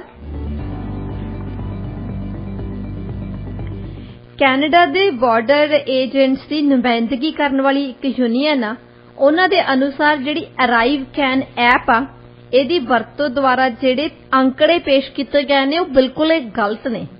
ਕਸਟਮਜ਼ ਐਂਡ ਇਮੀਗ੍ਰੇਸ਼ਨ ਯੂਨੀਅਨ ਦੇ ਪ੍ਰੈਜ਼ੀਡੈਂਟ ਮਾਰਕ ਵੈਬਰ ਨੇ ਹਾਊਸ ਆਫ ਕਾਮਨਜ਼ ਕਮੇਟੀ ਨੂੰ ਦੱਸਿਆ ਕਿ ਬਾਰਡਰ ਤੇ ਦਿਖਾਈ ਦੇਣ ਤੋਂ ਪਹਿਲਾਂ ਅਰਾਈਵ ਕੈਨ ਐਪ ਨੂੰ ਸਫਲਤਾਪੂਰਵਕ ਪੂਰਾ ਕਰਨ ਵਾਲੇ ਲੋਕਾਂ ਦੀ ਜਿਹੜੀ ਗਿਣਤੀ ਆ ਕੈਨੇਡਾ ਬਾਰਡਰ ਸਰਵਿਸ ਏਜੰਸੀਜ਼ ਦੇ ਦਾਅਵਿਆਂ ਨਾਲੋਂ ਘੱਟ ਆ, ਮਤਲਬ ਉਹ ਮੈਚ ਹੀ ਨਹੀਂ ਕਰਦੀ ਹੈਗੀ। ਇਸ ਬਾਰੇ ਤੁਸੀਂ ਕੀ ਕਹਿਣਾ ਚਾਹੋਗੇ? ਦੇਖੋ, ਜਿਹੜੇ CBSA ਦੇ ਐਗਜ਼ੈਕਟਿਵਸ ਆ ਨਾ, ਉਹਨਾਂ ਨੇ ਤਾਂ ਉਹੀ ਗੱਲ ਕਰਨੀ ਹੈ ਜਿਹੜੀ ਸਰਕਾਰ ਗੱਲ ਕਹਿੰਦੀ ਹੈ। ਉਹਨਾਂ ਨੇ ਅੰਕੜੇ ਪੇਸ਼ ਕੀਤੇ ਕਮੇਟੀ ਦੇ ਮੋਹਰੇ, ਇਮੀਗ੍ਰੇਸ਼ਨ ਤੇ ਸਿਟੀਜ਼ਨਸ਼ਿਪ ਕਮੇਟੀ ਜਿਹੜੀ ਹੈ, ਉਹ 'ਚ ਇਹਦਾ ਗਲੋਰੀਫਾਈ ਕੀਤਾ ਇਹਨੂੰ ਨਾ। ਜਿਹੜੇ ਲੋਕੀ ਇੱਥੋਂ ਜਾਂਦੇ ਹੋਣੇ ਕਦੇ ਉਹ ਵਾਪਸ ਆਉਂਦੇ ਆ, ਉਹਨਾਂ ਨੂੰ ਪਤਾ ਕਿ ਅਰਾਈਵ ਕੈਨ ਐਪ ਕੀ ਆ। ਪਹਿਲੀ ਗੱਲ, ਆਮ ਸਧਾਰਨ ਬੰਦੇ ਨੂੰ ਇਹ ਸਮਝ ਨਹੀਂ ਆਉਂਦੀ। ਸਮਾਰਟਫੋਨ ਤੁਹਾਡੇ ਤੋਂ ਹੋਣਾ ਚਾਹੀਦਾ ਜੇ ਤੇ ਐਪ ਡਾਊਨਲੋਡ ਕਰਦੇ ਆ, ਜਾਂ ਜੇ ਡੈਸਕਟਾਪ ਤੇ ਤੁਸੀਂ ਸਾਰੀ ਇਨਫੋਰਮੇਸ਼ਨ ਭਰਦੇ ਆ, ਕੁਛ ਇੱਕ ਡਾਕੂਮੈਂਟਸ ਅਪਲੋਡ ਕਰਦੇ ਆ। ਇਹਦੀ ਇੰਟੈਂਸ਼ਨ ਤਾਂ ਸਰਕਾਰ ਦੀ ਸੀ ਉਸ ਵੇਲੇ, ਇਹ ਗੱਲ ਇਗਨੋਰ ਕੀਤੀ ਹੈ ਕਿ ਸਟੇਕ ਹੋਲਡਰਸ ਨੂੰ ਇਹਨਾਂ ਨੇ ਕਦੇ ਪੁੱਛਿਆ ਹੀ ਨਹੀਂ ਕਿ ਸਾਰੇ ਲੋਕਾਂ ਨੂੰ ਇਹ ਭਰਨੀ ਵੀ ਆਉਂਦੀ ਆ ਕਿ ਇਹਨਾਂ ਨੂੰ ਦੇਖਣੀ ਵੀ ਆਉਂਦੀ ਆ। ਬਹੁਤ ਬੰਦੇ ਤੁਹਾਡੇ ਪਲੇਨ 'ਚੋਂ ਨਿਕਲਣਗੇ ਜਿਨ੍ਹਾਂ ਨੂੰ ਵਿਚਾਰਿਆਂ ਨੂੰ ਪਤਾ ਹੀ ਨਹੀਂ ਵੀ ਇਹ ਐਪ ਹੁੰਦੀ ਕੀ ਚੀਜ਼ ਹੈ। ਤੁਸੀਂ ਇੱਥੇ ਲੈ ਕੇ ਜਾ ਕੇ ਦੇਖ ਲਓ, ਇੱਥੇ 128 ਤੇ ਖੜ੍ਹ ਜਾਓ, ਪੁੱਛੋ ਉਹਨਾਂ ਬੰਦਿਆਂ ਨੂੰ ਵੀ ਐਪ ਸੁਣਿਆ ਇਹਨੂੰ ਭਰਨੀ ਆਉਂਦੀ ਹੈ, ਲੈ ਤਾਂ ਕੋਈ ਭਰ ਕੇ ਦਿਖਾ ਦੇਵੇ। ਡਾਕਟਰ ਸਾਹਿਬ, ਤੁਸੀਂ ਯੂਜ਼ ਕੀਤੀ ਹੈ ਇਹ ਐਪ? ਮੈਂ ਤਾਂ ਬਹੁਤ ਵਾਰ ਗਿਆ, ਬਹੁਤ ਇੰਡੀਆ ਨੂੰ ਵੀ ਜਾ ਕੇ ਆਇਆ, US ਨੂੰ ਜਾ ਕੇ ਆਇਆ। ਤੁਹਾਡਾ ਐਕਸਪੀਰੀਅੰਸ ਕਿੱਦਾਂ ਰਿਹਾ? ਮੇਰਾ ਐਕਸਪੀਰੀਅੰਸ ਇਹ ਆ ਵੀ ਮੇਰੇ ਬੱਚੇ ਭਰ ਕੇ ਦੇ ਦਿੰਦੇ ਮੈਨੂੰ ਤੇ ਵੈਸੇ ਉਹਨਾਂ ਨੇ ਸਿਖਾ ਦਿੱਤੀ ਮੈਨੂੰ ਵੀ ਡਾਊਨਲੋਡ ਕਿੱਦਾਂ ਕਰਨੀ ਹੈ। ਤੇ ਉਹ 'ਚ ਇਨਫੋਰਮੇਸ਼ਨ ਹਰੇਕ ਵਾਰੀ ਕਿੱਦਾਂ ਭਰਨੀ ਹੈ। ਇੱਕ ਵਾਰੀ ਅਪਲੋਡ ਕੀਤੀਆਂ ਹੈ ਸਾਰੇ ਡਾਕੂਮੈਂਟਸ। ਅਪਲੋਡ ਜੋ ਤੇ ਕੀ ਜਾਂ ਕਿ ਤੁਸੀਂ ਉਹ ਪੁੱਛਦੇ ਕੁਐਸਚਨ ਤੁਸੀਂ ਫੁੱਲੀ ਵੈਕਸੀਨੇਟਡ ਹੈ ਤਾਂ ਉਹ ਜਿਹੜੀ ਸਰਟੀਫਿਕੇਟ ਦਿੰਦੇ ਆ ਵੈਕਸੀਨੇਸ਼ਨ ਦਾ ਉਹ ਅਪਲੋਡ ਕੀਤਾ ਹੋਣਾ ਚਾਹੀਦਾ। ਦੂਸਰਾ ਤੁਹਾਡਾ ਪਾਸਪੋਰਟ ਅਪਲੋਡ ਕੀਤਾ ਹੋਣਾ ਚਾਹੀਦਾ। ਤੇ ਹੁਣ CBS ਵਾਲੇ ਕਹਿੰਦੇ ਕਿ ਅਸੀਂ ਸ਼ਾਇਦ ਹੋਰ ਡਾਕੂਮੈਂਟ ਵੀ ਅਪਲੋਡ ਕਰਵਾ ਦੇਵਾਂਗੇ ਉੱਤੇ।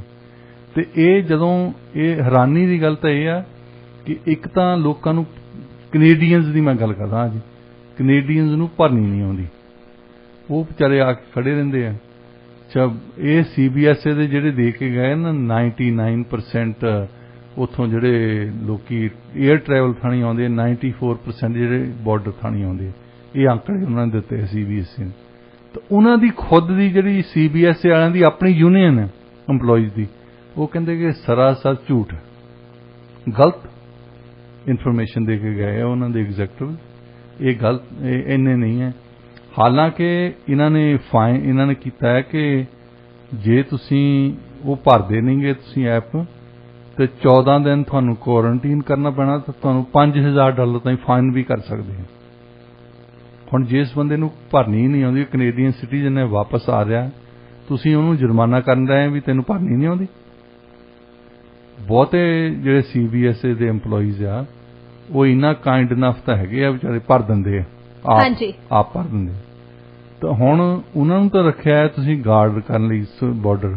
ਹਾਂਜੀ। ਤਾਂ ਜੇ ਉਹ ਭਰਨ ਲੱਗੇ ਆ ਲੋਕਾਂ ਦੀਆਂ ਐਪਸ ਤਾਂ ਇਹਦਾ ਮਤਲਬ ਉਹਨਾਂ ਦੀ ਅਟੈਂਸ਼ਨ ਤਾਂ ਹੈਗੀ ਆ ਉਧਰਲੇ ਪਾਸੇ। ਫਿਰ ਉਸ ਵੇਲੇ ਕੀ ਦੇਖਦੇ ਆ ਉਹ? ਹਾਂਜੀ। ਤਾਂ CBS ਦੀ ਜਿਹੜੀ ਯੂਨੀਅਨ ਆ ਉਹ ਕਹਿੰਦੇ ਕਿ ਸਿਕਿਉਰਿਟੀ ਨੂੰ ਰਿਸਕ ਪਾ ਰਹੇ ਆ ਤੁਸੀਂ। ਹਾਂਜੀ।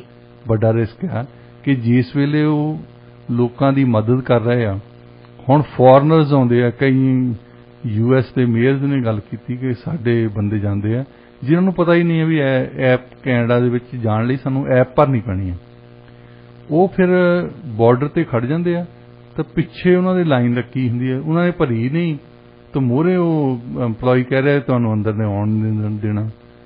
ਅੱਛਾ, ਉਹ ਬਹਿਸਦੇ ਆ, ਕਈ ਤਾਂ ਫਿਰ ਲੜ ਲੁੜ ਕੇ ਕਹਿੰਦੇ ਚੱਲ ਕੋਈ ਗੱਲ ਨਹੀਂ ਅਸੀਂ ਮੁੜ ਜਾਂਦੇ ਹਾਂ। ਤਾਂ ਮੁੜ ਕੇ ਜਾਣਾ ਤਾਂ ਉਹਨੂੰ ਦੇਖਣਾ ਪੈਣਾ ਕਿ US ਨੂੰ ਗਿਆ ਕਿ ਨਹੀਂ। ਉਹਦੇ ਪਿੱਛੇ ਜਾਂਦੇ ਆ, ਉਹਨੂੰ ਦੱਸਦੇ ਵੀ ਐਂ ਦੀ ਜਾ ਕੇ ਤਾਂ ਆਉਂਦੀ ਮੁੜ ਜਾ। ਹਾਂਜੀ। ਅੱਛਾ, ਜਿਹੜਾ ਸਾਨੂੰ ਬਿਜ਼ਨਸ ਚਾਹੀਦਾ, ਜਿਹੜੇ ਖਾਸ ਤੌਰ ਤੇ ਸਾਡੇ ਬਾਰਡਰ ਟਾਊਨ ਆ, ਉਹਨਾਂ ਨੇ ਬਹੁਤ ਕਿਹਾ। ਓਕਨਾਗਨ ਦਾ MP ਹੈ ਇੱਕ, ਉਹਨੇ ਵੀ ਬੜੀ ਜ਼ੋਰ ਪਾਇਆ ਕਿ ਤੁਸੀਂ ਇਸ ਕਰਕੇ ਲਾਈ ਸੀ ਐਪ ਕਿ ਜੇ ਫੁੱਲੀ ਵੈਕਸੀਨੇਟਡ ਬੰਦਾ ਆ ਪਤਾ ਲੱਗ ਜੇ ਸਾਨੂੰ। ਲੋਕਾਂ ਦੀ ਸਹੂਲਤ ਦੇ ਲਈ ਵੀ ਸੀ, ਪਰ ਪਹਿਲਾਂ ਇਹ ਸੀ। ਹੁਣ ਤੁਸੀਂ ਉਹ ਫੁੱਲੀ ਵੈਕਸੀਨੇਟਡ ਵਾਲਾ ਤਾਂ ਪਾਲਿਸੀ ਬਦਲਤੀ ਹੈ ਜੀ, ਇਹਨਾਂ ਨੇ ਪਿੱਛੇ ਜੇ ਬਦਲਤੀ। ਹਾਂਜੀ। ਤੇ ਜੇ ਉਹ ਪਾਲਿਸੀ ਬਦਲਤੀ ਤਾਂ ਫਿਰ ਤੁਸੀਂ ਐਪ ਕਿਉਂ ਹਾਲੇ ਤਾਈਂ ਰੱਖੀ ਹੈ, ਇਹ ਸਮਝ ਨਹੀਂ ਆਈ। ਹਾਂਜੀ। ਤਾਂ ਫਿਰ ਇੱਕ NDP ਦਾ MP ਆ ਉੱਥੇ, ਉਹਨੇ ਬੜੀ ਵਧੀਆ ਗੱਲ ਕੀਤੀ। ਉਹ ਕਹਿੰਦਾ ਜੇ ਇਹ ਐਪ ਨਾ ਸਾਡੇ MPs ਲਈ ਇੱਥੇ ਹੁੰਦੀ ਹਾਊਸ ਆਫ ਕਾਮਨ 'ਚ, ਹਰੇਕ ਵਾਰੀ ਜਦੋਂ ਤੁਸੀਂ ਆਉਨੇ ਆ ਹਾਊਸ ਆਫ ਕਾਮਨ 'ਚ ਤੇ ਤੁਹਾਨੂੰ ਭਰਨੀ ਪੈਣੀ ਹੈ। ਕਹਿੰਦਾ ਇਹਨਾਂ ਨੇ ਦੂਜੇ ਦਿਨ ਹੀ ਬੰਦ ਕਰ ਦੇਣੀ ਸੀ। ਹਾਂਜੀ। ਇਹ ਆਪਣੀ ਦੂਜਿਆਂ ਤੇ ਤਾਂ ਲਾਈ ਜਾਂਦੇ ਆ, ਕਹਿੰਦਾ ਆਪਣੇ ਆਪ ਤੇ ਪੈਰ ਤੇ ਤੁਸੀਂ ਪਹਿਲਾਂ ਸੋਟਾ ਫਿਰ ਕੇ ਤਾਂ ਦੇਖ ਲਓ, ਪੀੜੀ ਦੇ ਥੱਲੇ ਤੁਹਾਨੂੰ ਹਰ ਵਾਰ ਭਰਨੀ ਪਵੇ ਤਾਂ ਕਿੰਨੇ ਤੰਗ ਹੋਵੋ ਤੁਸੀਂ। ਹਾਂਜੀ। ਖਾਸ ਤੌਰ ਤੇ ਉਹਨਾਂ ਲੋਕਾਂ ਨੂੰ ਜਿੱਦਾਂ ਤਕਰੀਬਨ ਮੈਂ ਦੇਖਿਆ ਉੱਥੇ ਦਿੱਲੀ ਏਅਰਪੋਰਟ ਤੇ ਇੰਨੇ ਬਜ਼ੁਰਗ ਤੁਰੇ ਫਿਰਦੇ ਸੀ ਜਿਨ੍ਹਾਂ ਨੂੰ ਉਹ ਟਿਕਟ ਨਹੀਂ ਦਿੰਦੀ, ਤੁਹਾਨੂੰ ਉਹਨਾਂ ਚਿਰ ਬੋਰਡਿੰਗ ਪਾਸ ਨਹੀਂ ਦਿੰਦੀ ਏਅਰ ਕੈਨੇਡਾ ਵਾਲੇ ਜਿੰਨਾ ਚਿਰ ਤੁਸੀਂ ਭਰੀ ਨਹੀਂ ਆਪਣੀ ਐਪ। ਤਾਂ ਉਹ ਲੈ ਕੇ ਤੁਰੇ ਫਿਰਦੇ ਸੀ ਕਿ ਸਾਡੀ ਐਪ ਭਰ ਦਿਓ, ਸਾਡੀ ਐਪ ਭਰ ਦਿਓ। ਤਾਂ ਮੈਨੂੰ ਥੋੜੀ ਇਸ ਸੁਖਾਲੀ ਲੱਗਦੀ ਸੀ ਕਿ ਮੈਨੂੰ ਬੱਚਿਆਂ ਨੇ ਸਿਖਾਈ ਸੀ ਵੈਸੇ। ਹਾਂਜੀ। ਮੈਂ ਤਾਂ ਉਹ ਫਿਰ ਮੈਂ ਕਈਆਂ ਦੀ ਐਪ ਮੈਂ ਖੁਦ ਭਰੀ ਉੱਥੇ। ਮੈਂ ਕਿਹਾ ਦੱਸੋ ਇਹਨਾਂ ਨੂੰ ਵਿਚਾਰਿਆਂ ਨੂੰ, ਇਹਨਾਂ ਨੇ ਕਾਨੂੰਨ ਤਾਂ ਬਣਾਤਾ, ਇਹਨਾਂ ਦਾ ਹੀ MP ਮੂੰਹ ਨਹੀਂ ਬੋਲਿਆ ਹੋਣਾ, ਕਦੇ ਮੂੰਹ ਖੋਲਿਆ ਹੀ ਨਹੀਂ ਹੋਣਾ। ਸਾਡੇ 16 ਬੰਦੇ ਬੈਠੇ ਜਿਹੜੇ ਪੰਜਾਬੀ ਆ, ਇਹਨਾਂ ਚੋਂ ਇੱਕ ਨਹੀਂ ਬੰਦਾ ਬੋਲਿਆ। ਹਾਂਜੀ। ਉਹ ਓਕਨਾਗਨ ਦਾ MP ਬੋਲਿਆ, NDP ਦਾ MP ਬੋਲਿਆ, ਬਾਕੀ ਹੋਰ MP ਵੀ ਬੋਲੇ ਆ ਜਿਹੜੇ ਖਾਸ ਤੌਰ ਤੇ ਬਾਰਡਰ ਰੀਜਨ ਦੇ ਆ। ਉਹਨਾਂ ਨੇ ਕਿਹਾ ਕਿ ਬਿਲਕੁਲ ਹੋਣੀ ਨਹੀਂ ਚਾਹੀਦੀ।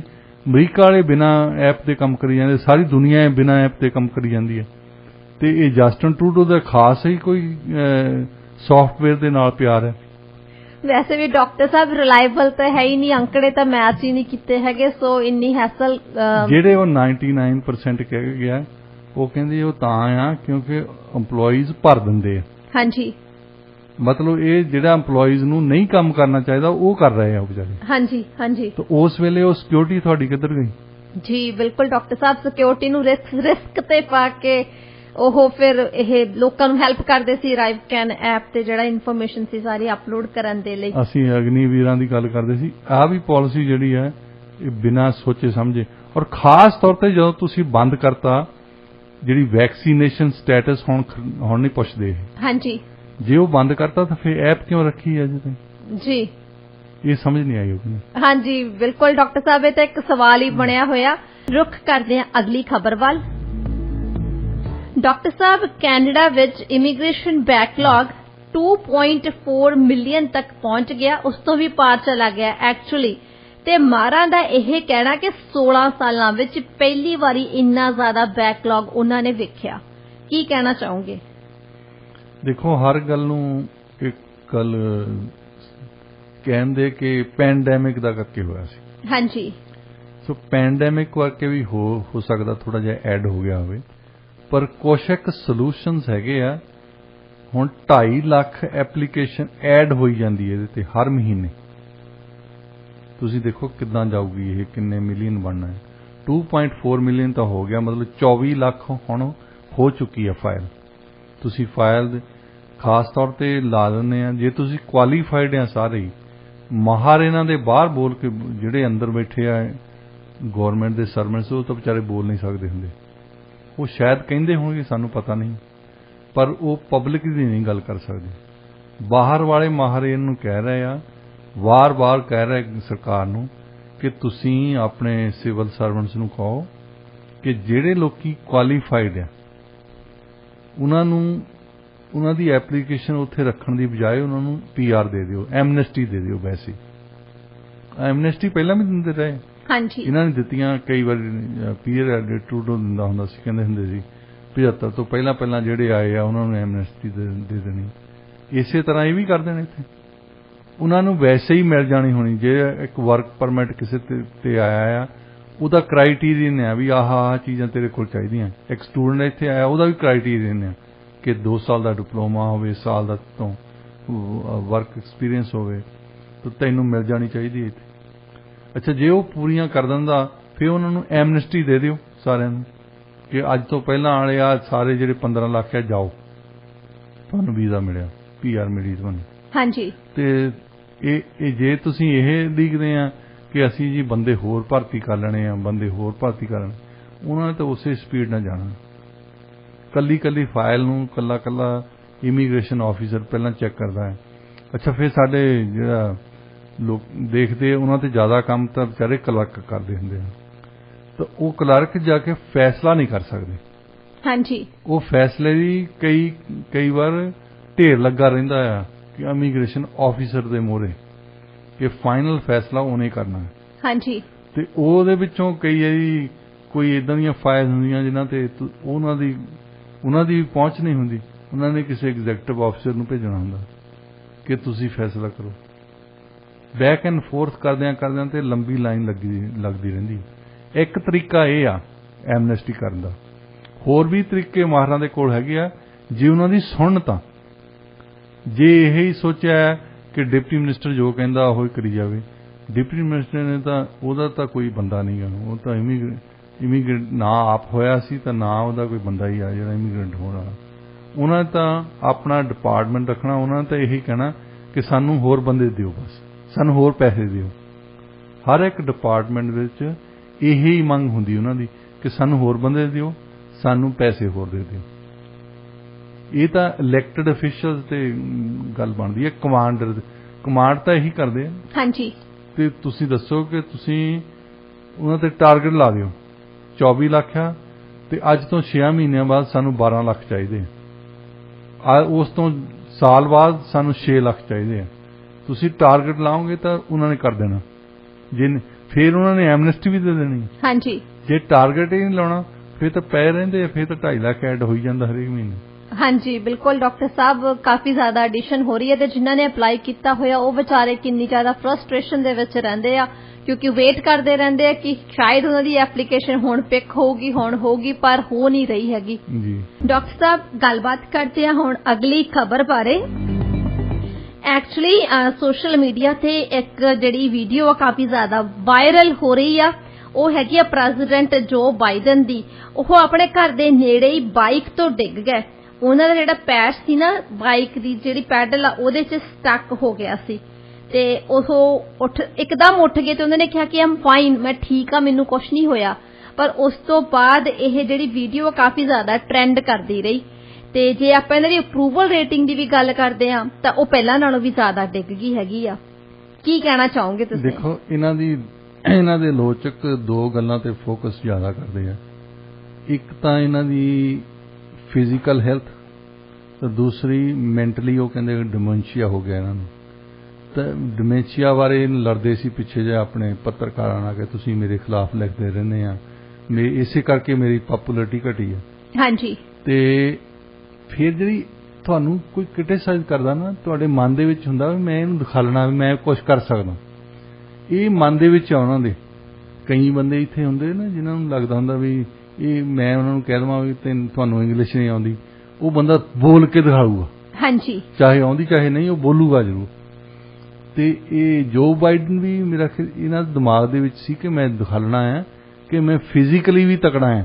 ਹਾਂਜੀ। ਸਰੀਰਕ ਤੌਰ ਤੇ ਮੈਂ ਤਕੜਾ ਹਾਂ ਅਜੇ। ਤੇ ਵੈਸੇ ਉਹਨਾਂ ਨੂੰ ਸਾਈਕਲਿੰਗ ਕਰਨ ਦੀ ਲੋੜ ਨਹੀਂ ਹੈ। ਵੈਸੇ ਇਸ ਵੇਲੇ ਸਟੇਸ਼ਨਰੀ ਬਾਈਕ ਤੇ ਬੈਠ ਸਕਦੇ ਆ, ਕੋਈ ਹੋਰ ਤਰੀਕੇ ਨਾਲ ਅੰਦਰ ਤੁਸੀਂ ਐਕਸਰਸਾਈਜ਼ ਕਰ ਸਕਦੇ ਆ। ਇਹ ਸਿਰਫ ਉਹਨਾਂ ਨੂੰ ਦਿਖਾਲਣ ਦੀ ਕੋਸ਼ਿਸ਼ ਕਰਦੇ ਸੀ ਕਿ ਫਿਜ਼ੀਕਲ ਹੋ ਸਕਦਾ ਮੈਂ 80 ਸਾਲਾਂ ਦਾ ਹੋ ਗਿਆ ਪਰ ਹਜੇ ਵੀ ਮੈਂ ਤਕੜਾ ਹਾਂ। ਤੇ ਇਹ ਅੱਗੇ ਪਹਿਲਾਂ ਪੌੜੀਆਂ ਚੜ੍ਹਦੇ ਡਿੱਗ ਪਏ ਸੀ, ਅੱਗੇ ਪਹਿਲਾਂ ਪੈਰ ਤੜਾਇਆ ਇਹਨਾਂ ਨੇ।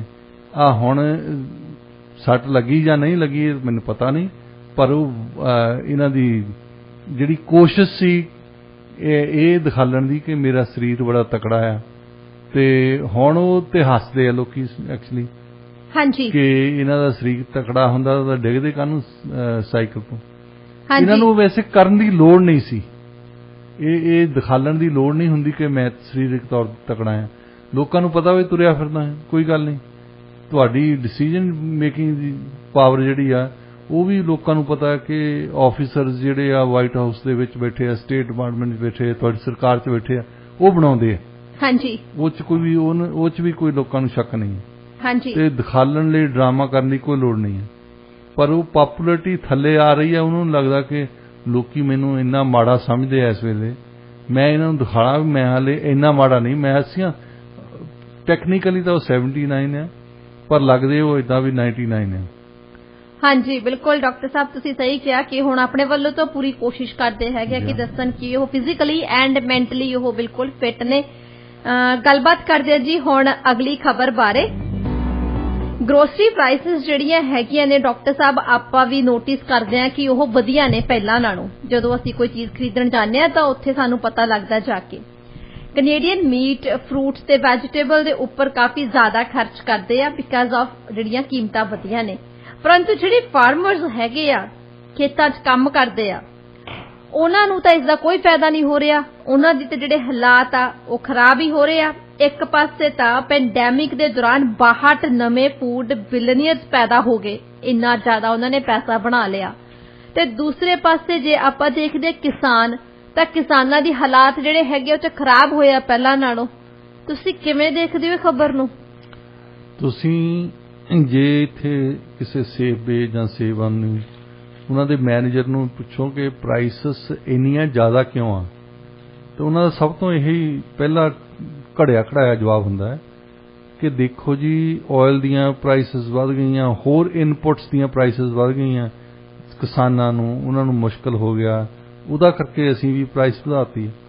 ਤੇ ਅਸਲੀ ਤੌਰ ਤੇ ਕਿਸਾਨਾਂ ਨੇ ਫਾਰਮਰਸ ਨੂੰ ਜਾ ਕੇ ਪੁੱਛੋ, ਉਹਨਾਂ ਨੂੰ ਤਾਂ ਪੈਸੇ ਮਿਲਦੇ ਹੀ ਨਹੀਂ। ਪੈਸੇ ਮਿਲਦੇ ਆ ਬ੍ਰੋਕਰਸ ਨੂੰ, ਟਰਾਂਸਪੋਰਟ ਵਾਲੇ ਵੀ ਲੈ ਲੈਂਦੇ ਆ, ਤੇ ਰੀਟੇਲਰਸ ਨੂੰ। ਹਾਂਜੀ। ਇਹਨਾਂ ਤੋਂ ਇਲਾਵਾ ਕੋਈ ਵੇਅਰ ਹਾਊਸਿੰਗ ਕਰਦਾ ਉਹ ਵੀ ਪੈਸੇ ਬਣਾਉਂਦੇ ਆ। ਜਿਹੜਾ ਐਕਚੁਅਲੀ ਉਗਾਉਂਦਾ ਆ ਫਸਲ, ਉਹਨੂੰ ਜਿੰਨਾ ਵਾਧਾ ਹੋਇਆ ਵੈਸੇ ਪ੍ਰਾਈਸਸ ਦੇ ਵਿੱਚ, ਉਹਦੇ 'ਚ ਉਹਦਾ ਹਿੱਸਾ ਬਿਲਕੁਲ ਥੱਲੇ ਆ। ਹਾਂਜੀ, ਜਿਹੜਾ ਐਕਚੁਅਲੀ ਚੀਜ਼ ਪੈਦਾ ਕਰਦਾ ਆ। ਤੁਸੀਂ ਗੋਭੀ ਦੇ ਫੁੱਲ ਇੱਥੇ ਸੇਫੇ 'ਚ ਚੱਕ ਕੇ ਦੇਖ ਲਓ ਕਿੰਨਾ ਮਹਿੰਗਾ ਹੋਊਗਾ। ਤਾਂ ਉਹਨੂੰ ਪੁੱਛੋਗੇ ਕਿ ਜਾ ਕੇ ਕਿਸਾਨ ਦੇ ਕੋਲ ਜਿਨ੍ਹਾਂ ਨੇ ਉਹ ਪੈਦਾ ਕੀਤਾ ਹੈ, ਕੌਡੀਆਂ ਦੇ ਭਾਅ ਲੈ ਕੇ ਆਉਂਦੇ ਆ। ਹਾਂਜੀ, ਉਹਦੇ ਵਿੱਚ ਰਾਹ ਦੇ ਵਿੱਚ ਇੰਨੇ ਬੰਦੇ ਬੈਠੇ ਆ। ਜਿਹੜਾ ਇੱਕ ਤਾਂ ਬ੍ਰੋਕਰ ਹੀ ਆ, ਸਭ ਤੋਂ ਪਹਿਲਾਂ ਅਸੀਂ ਗੱਲ ਕੀਤੀ ਸੀ, ਉਹ ਸਿਰਫ ਇੰਨਾ ਹੀ ਕੰਮ ਕਰਦਾ ਹੈ ਕਿ ਫੋਨ ਤੇ ਇੱਕ ਸੇਬ ਵਾਲੇ ਰੀਟੇਲਰ ਨੇ, ਕਿਸੇ ਨੇ ਸੇਬ ਜਾਂ ਸੇਬ ਆਨ ਨੇ ਕਿਸੇ ਨੇ ਕਰਤਾ, ਉਹਨੇ ਸਿਰਫ ਫਾਰਮਰਜ਼ ਨੂੰ ਫੋਨ ਕਰ ਦੇਣਾ ਤੇ ਟਰਾਂਸਪੋਰਟਰ ਨੂੰ ਫੋਨ ਕਰ ਦੇਣਾ ਕਿ ਉਹਨਾਂ ਦੇ ਚੱਕ ਲਾ, ਤੇ ਐਕਚੁਅਲ ਫਾਰਮਰ ਜਿਹੜਾ ਉਗਾਉਂਦਾ ਹੈ ਉਹਨੂੰ ਕੁਝ ਨਹੀਂ ਮਿਲਦਾ। ਹਾਂਜੀ, ਉਹਨੂੰ ਹਾਂ ਉਹਦੀ ਕੀਮਤ ਵਧੀ ਆ ਉਹਦੀ, ਕਿਉਂਕਿ ਉਹਦੀਆਂ ਜਿੰਨੀਆਂ ਵੀ ਇਨਪੁਟਸ ਖਰੀਦਦਾ ਆ ਉਹਨਾਂ ਦੀ ਕੀਮਤ ਅਸਮਾਨੀ ਛੂ ਗਈ। ਜਿਵੇਂ ਖਾਦ ਦੀ ਪ੍ਰਾਈਸ ਕਿੰਨੀ ਜ਼ਿਆਦਾ ਵਧੀ ਹੈਗੀ ਆ, ਹੋਰ ਵੀ ਉਹਦੇ ਲਈ ਕਹਿੰਦੇ ਰਸ਼ੀਆ ਤੇ ਯੂਕਰੇਨ ਆ। ਹੁਣ ਰਸ਼ੀਆ ਤੇ ਯੂਕਰੇਨ ਨੂੰ ਫਾਰਮਰਜ਼ ਕੀ ਕਹੀ ਜਾਣਗੇ। ਹਾਂਜੀ, ਉਹਨਾਂ ਦੀ ਤਾਂ ਕੀਮਤ ਵੱਧ ਗਈ ਨਾ। ਹਾਂਜੀ, ਪਰ ਉਹਨਾਂ ਨੂੰ ਰੀਟੇਲਰਸ ਦਾ ਕੋਈ ਨਾ, ਬ੍ਰੋਕਰਸ ਪੈਸੇ ਦਿੰਦੇ ਆ ਤੇ ਨਾ ਰੀਟੇਲਰ ਦਿੰਦੇ ਪੈਸੇ, ਤਾਂ ਇਹ ਬਣਾ ਰਹੇ। ਹਾਂਜੀ, ਫਾਈਨਲੀ ਜੀ ਬਿਲਕੁਲ। ਕਿਸਾਨਾਂ ਨੂੰ ਤਾਂ ਹੀ ਕਰਕੇ ਤਾਂ ਆਹ ਜਿਹੜੀ ਨਿਊਜ਼ ਹੈਗੀ ਇਹਦੇ ਵਿੱਚ ਵੀ ਉਹਨਾਂ ਨੇ ਡਿਟੇਲ 'ਚ ਇਹੀ ਮੈਂਸ਼ਨ ਕੀਤਾ ਕਿ ਜਿਹੜੇ ਕਿਸਾਨ ਹੈਗੇ ਆ ਉਹ ਤਾਂ ਹਜੇ ਵੀ ਸਫਰ ਹੀ ਕਰ ਰਹੇ ਆ, ਕਿਉਂਕਿ ਉਹਨਾਂ ਨੂੰ ਪੇ ਜ਼ਿਆਦਾ ਕਰਨਾ ਪੈ ਰਿਹਾ ਪਰ ਉਹਨਾਂ ਨੂੰ ਉਨਾ ਜ਼ਿਆਦਾ ਮੁਨਾਫਾ ਨਹੀਂ ਹੋ ਰਿਹਾ। ਜਿਹੜਾ ਮੁਨਾਫਾ ਹੈਗਾ ਜਿਹੜੀਆਂ ਬਿਗ ਫੂਡ ਕਾਰਪੋਰੇਸ਼ਨਸ ਵਗੈਰਾ ਹੈਗੀਆਂ ਨੇ, ਸਾਰਾ ਇਹਨਾਂ ਦੇ ਕੋਲੇ ਚਲਾ ਜਾਂਦਾ। ਡਾਕਟਰ ਸਾਹਿਬ, ਪੋਪ ਫ੍ਰਾਂਸਿਸ ਵੱਲੋਂ ਜੁਲਾਈ ਵਿੱਚ ਕੈਨੇਡਾ ਦਾ ਦੌਰਾ ਕੀਤਾ ਜਾ ਰਿਹਾ। ਇੱਕ ਬੈਸਟ ਸੈਲਿੰਗ ਆਥਰ ਆ ਬੌਬ ਜੋਸਫ, ਉਹਨਾਂ ਨੇ ਕਿਹਾ ਕਿ ਇੰਡੀਅਨ ਐਕਟ ਜੋ ਹੈਗਾ ਇਹ ਜਿਹੜੇ ਮੌਜੂਦਾ ਹਾਲਾਤ ਆ ਉਹ ਜ਼ਿੰਮੇਵਾਰ ਆ। ਇਹ ਐਕਟ 1876 ਦੇ ਵਿੱਚ ਬਣਿਆ ਸੀ ਤੇ ਹੁਣ ਵੀ ਲੋਕਾਂ ਦੀ ਲਾਈਫ ਨੂੰ ਇਹੀ ਐਕਟ ਜਿਹੜਾ ਇਹ ਪ੍ਰਭਾਵਿਤ ਕਰ ਰਿਹਾ, ਪਰ ਇਸ ਬਾਰੇ ਕੋਈ ਗੱਲ ਨਹੀਂ ਕਰਦਾ ਕਿਉਂਕਿ ਇਹ ਐਕਟ ਅਜੇ ਵੀ ਚੱਲਦਾ ਹੈ। ਹਾਂਜੀ, ਹੈਰਾਨੀ ਦੀ ਗੱਲ ਇਹ ਹੈ ਕਿ ਤੁਸੀਂ ਰੈਜ਼ੀਡੈਂਸ਼ੀਅਲ ਸਕੂਲ ਦੀ ਗੱਲ ਕਰਦੇ ਆ, ਤੁਸੀਂ ਨੇਟਿਵ ਹੱਕਾਂ ਦੀ ਗੱਲ ਕਰਦੇ ਆ, ਸੰਧੀਆਂ ਦੀ ਗੱਲ ਕਰਦੇ ਆ, ਪਰ ਜਿਹੜੀ ਐਕਚੁਅਲੀ ਪ੍ਰੋਬਲਮ ਦਾ ਧੁਰਾਇਆ ਜਿਹੜਾ ਉਹਦੇ ਬਾਰੇ ਕੋਈ ਗੱਲ ਨਹੀਂ ਕਰਦਾ। ਹਾਂਜੀ, ਕਿਉਂਕਿ ਇਹਦੀ ਰਿਪਲੇਸਮੈਂਟ ਕਿਵੇਂ ਕਰਨੀ ਹੈ। ਕਿਉਂਕਿ ਜੇ ਆ ਕੇ ਪੋਪ ਨੇ ਉਹ ਕਹਿੰਦਾ ਕਿ ਮਾਫੀ ਮੰਗ ਲਈ ਇੱਥੇ, ਉਹਦਾ ਮਤਲਬ ਕੁਝ ਨਹੀਂ। ਹਾਂਜੀ, ਆ ਕੇ ਬਸ ਹੰਝੂ ਕਰ ਲੂਗਾ, ਥੋੜੀ ਜਿਹੀ ਹੱਥ ਜਿਹਾ ਖੜਾ ਕਰਦਾ, ਮੈਨੂੰ ਮਾਫੀ ਦਿਓ।